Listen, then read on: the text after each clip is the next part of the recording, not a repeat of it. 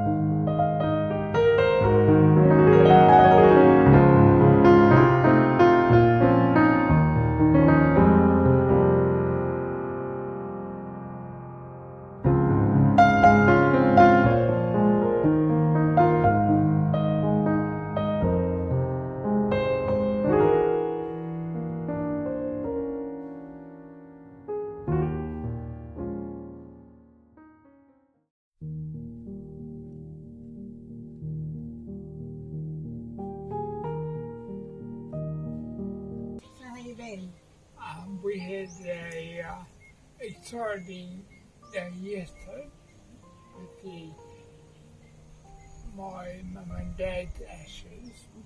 We spread them in the Muti River, so everybody came for it. So all my brothers and sisters and all my family as well. So that's part of their families as well. Yeah, it was really good. It was really good, so, and get together as well. So, and then we went to Kiwana Hotel for dinner. So. No, it was a special day. Steve's mum passed away 10 years ago. I couldn't believe it when we worked it out. 10 years ago, and his dad passed away at the end of last year. And so Dad wanted to keep Mum's ashes until he passed away. And he used to fish in the Maruti River. So that's why we went down there, didn't we? And put them in the river, the 5 siblings, put them in the river. He does fish. He used to love to fish, yeah. So it was a lovely family time. And just a closure, more closure, so that's, it's good. So, these days how are you feeling with the way that Huntington's going? Are you sort of feeling a bit more tired at the moment, aren't you? The other day I was tired, so last few days. Don't know why. So, but a bit earlier. I haven't been doing exercise. No, I think there's huge bearing up. Yeah, this week, Steve's carer, Hammer, who takes him to do all the gym work and outings and things, he's away. So, unfortunately, he had a family commitment, so we've missed him. But when he gets back, Steve really loves going to the gym and everything. So I think that it's I know for sure it helps with the improvement. It does help, yeah. And it helps your spirit too. Yeah, it really does. What about some other just fun things, not just your fitness things? What you do? The Gold Coast supercars. You love supercars, don't you? Yeah. You'll do that again. You did it last year. Yep. Yeah. We used to go to the V8 every year, didn't we? Just about. We did. India or up to Townsville, and yeah, because Steve loves all that.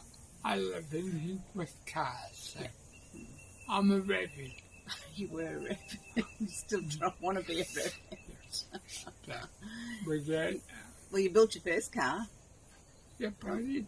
So did. So being very active in car. And you love going to the movies. Yes. Yeah, and you love going to the dodgem cars. What are they called now? gift cards. Drip cards. Okay. Love doing that with Emma, don't you? Yeah. I do. And you love family things too, don't you? Being with the family. Yep. So the weekend, Yeah. love that. The kids that they're involved, all their children. Yep.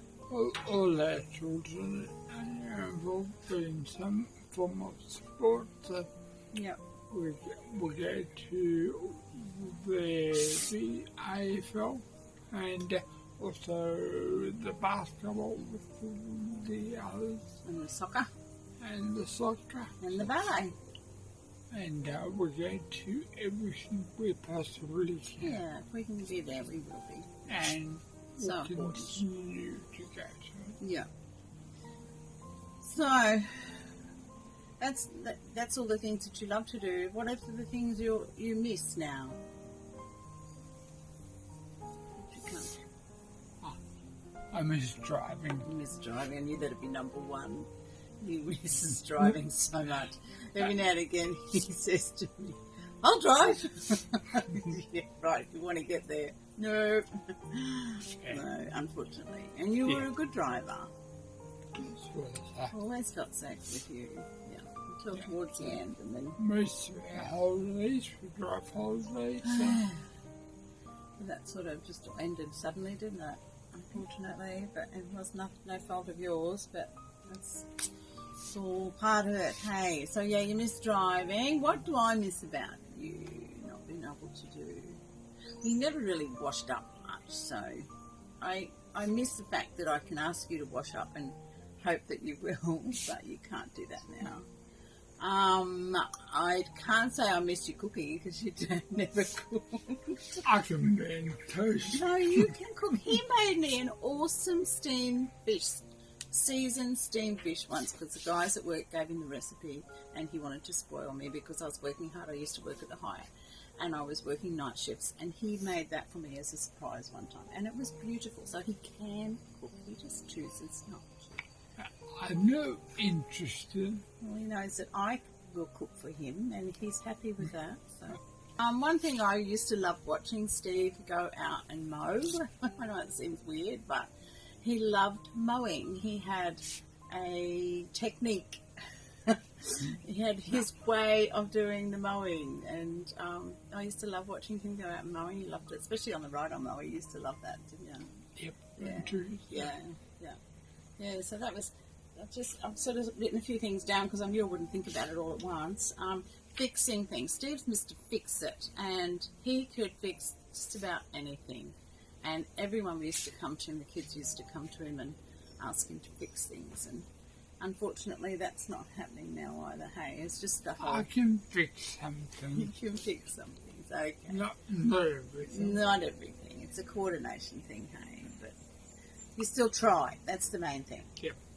That's right. I'll never stop crying. No, that's right. Last night when we went out for dinner with the whole family, I was standing there talking to his youngest brother and his wife, and she wanted a drink, so he went and got her a drink and brought that back to her, and it was really sweet. She just smiled at it and said, "Thanks, darling." And they're the little things I miss. That Steve can't go and do that now. It's just those little things. It's nothing. I'm not into him buying you big things or having expensive things or anything like that. It's those little things that really tug at my heart. So that's, I just noticed that last night. And for nearly 45 years, Steve helped me make the bed, but it's becoming a little bit not safe at the moment, hey, because of your balance, and so I'm doing that. Now, we used to make it and get either side of the bed and make the bed, so that's not possible now. But up until just recently, though, hey,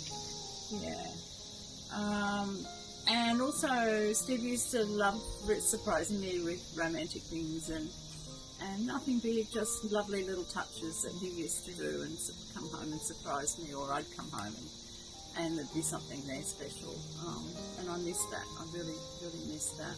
Because it's not the monetary side of it, it's just the fact that he made the effort and went out and did it. And so that's something I miss. What, darling? I cut flowers. Oh, you do. You still do that. He goes and picks a flower up the hibiscus, and then we've got flowers on there and brings it. And you've done that twice this last couple of weeks, so that's lovely. And that means something. And they're the things I hold on to now. I sort of cherish them because. Well, the hibiscus is a plant that our youngest daughter bought us. It was grafted by my uncle and named after my late mum, who I lost when I was 29. And she was a real sweetheart, and her name was Dorothy Olive. Everyone called her Olive or Ollie. And this was grafted after her. And our youngest daughter, one Mother's Day many years ago, searched high and low and found it at a nursery and bought it for me. So it's been flowering really well. It's got one dead flower on it and then a few more buds, and I'm going to fertilise it again today. But we had like 20-something flowers on there last week, didn't we? So that was something that's special, darling. You might have seen in the last couple of videos ago, I think it was, that we did that. And something else. So I'm glad I wrote a list because I knew I wouldn't think. Steve is very meticulous about things like we've done a lot of camping and drive holidays and that over the years, and Steve loves packing the car, and everything has a place in the car and it's got to be put back in that place, and if it's not put back in that place he would go mad. So yeah, he's really, really particular about that. Sorry, what was that? I love things being organised. You love things being organised, yeah. So I used to be able to just stand back and let him pack the car. I didn't get in the way because my way wouldn't be his way or good enough, even though I am particular. But anyway, that's okay. And so I miss those sort of things. Miss the fact that he used to go to his shed and organise all the tools and knew where everything was. And so when I set up the shed here, a little garden shed, but when I was setting it all up, I missed the fact that Steve wasn't able to do that. And I don't enjoy doing that sort of thing, but I like to be organised, so I got in and needs a bit of a clean out at the moment, but I got in and put things so I knew where to find things. And now I'm having to fix things like the barrel bolt on the chicken pen was too tight, so I had to buy a new end and fix that. I'm learning things, and that's fine, and I'm glad I'm able to do that. But I would prefer Steve doing it because that's what he used to always do, and he always did an awesome job. I could always just walk away and know that he would do it and do it properly. And I had to also push a wire hook on the lid for the egg thing at the back where you pick up where they nest and you lift the lid because it's quite heavy. And so I put a wire hook on that and some extra catches so that we don't have carpet snakes lifting the lid. So you would have seen in the last video, if you watched it, the carpet snake that tried to get into our chicken pen but couldn't because it's all snake proof. So that's fine. Gardening, we created some beautiful gardens, didn't we, over the years? We had acreages and as well as house blocks, and we just loved getting in and loved gardening and loved mowing. Loved mowing. We loved keeping everything looking really nice. Yeah. We were very proud of our garden and loved seeing the progress of the plants. And I love mowing. And you love mowing, yep. So you could get out there and the kids weren't annoying when they were little. You could get out and just mow to your heart's delight, hey. And I used to bring you cold drinks when you were mowing. Yeah. Used to fix things on the... Oh, Betty Boo. Fix things on the car. Shh. Betty, shh. It's okay. She barks at the wind, this one, but I can never see what she's barking at. Yeah, so anyways, we just wanted to share those things, and it's a tough road, and there are so many more going through this and a lot worse, and it is a really tough road. I think having had a normal life for so long, and then all of a sudden this disruption to our lives has made me realise that I took a lot for granted. I took a lot for granted when I saw other people who were going through really tough times and there seemed to be no end to it, or there seemed to be no cure, or it was a permanent disruption to their life. And I felt sorry for them and empathised with them and comforted them as much as I thought I knew how to, but I really didn't get it. I really didn't understand, and I don't think I really thought through life like that, and took a lot of things for granted, took our life for granted, because from day to day you're so busy these days, everyone's so busy, rushing here, rushing there. And I find now when I am out and about, especially when we go down the coast because it is so busy down there, and people are just in such a hurry and they want things done quickly, and I tend to just go at my own pace, and especially when there's old people around and they can't rush, they physically can't, and people are expecting them to, and I just feel so sorry for them, and I just try and support them and say, it's okay, don't rush. If I'm standing behind them in line and they're worrying because they're not rushing, I just say, take your time, it's fine, I've got the time, it's all right. And even if you don't, to tell them that makes them feel like they're not in the way, that they're not being a nuisance, and that they still have a place on this earth. And I think we need to all just remember that, because sometimes with Steve, even when I've got him in the wheelchair and I'm trying to get through the crowd, and I tend to stand back and let people move. Every now and again I'll say, excuse me, but I tend to just wait until they're ready. Some people move and are really nice about it, others sort of frown like we're in the way. But I just, I have a deeper understanding of all that now, obviously, because we're living it. But I think it's just important that everyone is aware that anything can happen to anyone at any time. And today is today, but tomorrow could be a different day. So we need to just not take life for granted, be very, very grateful. Our Father God has blessed us with this life, and every day is so important, no matter what.